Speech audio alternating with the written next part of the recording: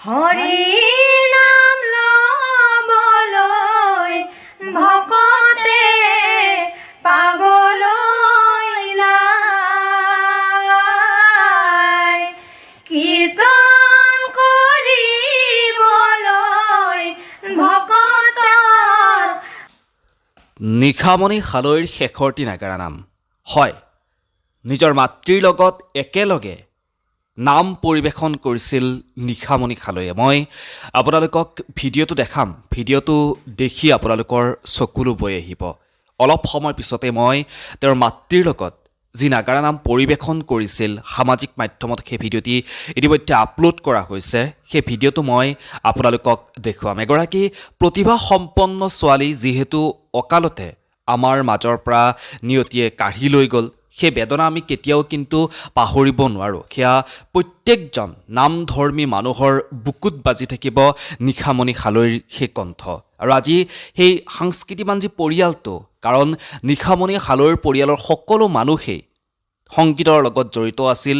তেওঁৰ দেউতাক নামৰ পাঠক আছিল, তেওঁৰ মাতৃ নামৰ পাঠক হিচাপেও তেওঁ বহু ৰাইজৰ মন জয় কৰিবৰ কাৰণে সক্ষম হৈ পৰিছিল। লগতে নিশামণি খালৈ তেওঁ নাগাৰা নামৰ জৰিয়তে ৰাইজৰ মৰম আদৰ বুটলিবৰ বাবে সক্ষম হৈছিল আৰু বহু ৰাইজৰ মৰম আশীৰ্বাদ সেই নিশামণি খালৈয়ে বুটলিছিল। কিন্তু নিয়তিয়ে তেওঁক আমাৰ মাজত আৰু নাৰাখিলে, অকালতে তেওঁ আমাৰ মাজৰ পৰা বিদায় ল'লে। মই নিশামণি খালৈ আৰু তেওঁৰ মাতৃ দুয়োজনে একেলগে পৰিৱেশন কৰা এটি নাগাৰা নামৰ অংশ আপোনালোকক দেখুৱাবলৈ লৈছোঁ।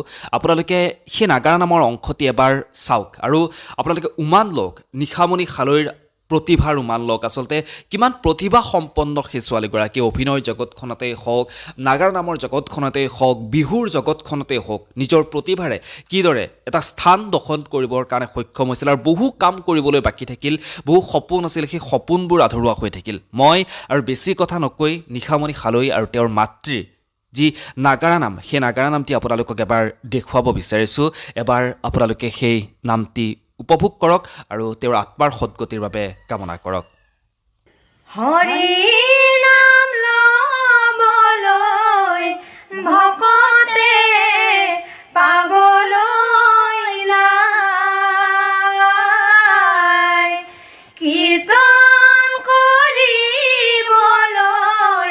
ভকতৰ সময়ো নহয়, দম্ভ ঘুলি খুলি খাই, দম্ভ অহংকাৰে খুলি খুলি খাই, মানৱ দেহা জহি খহি যায়,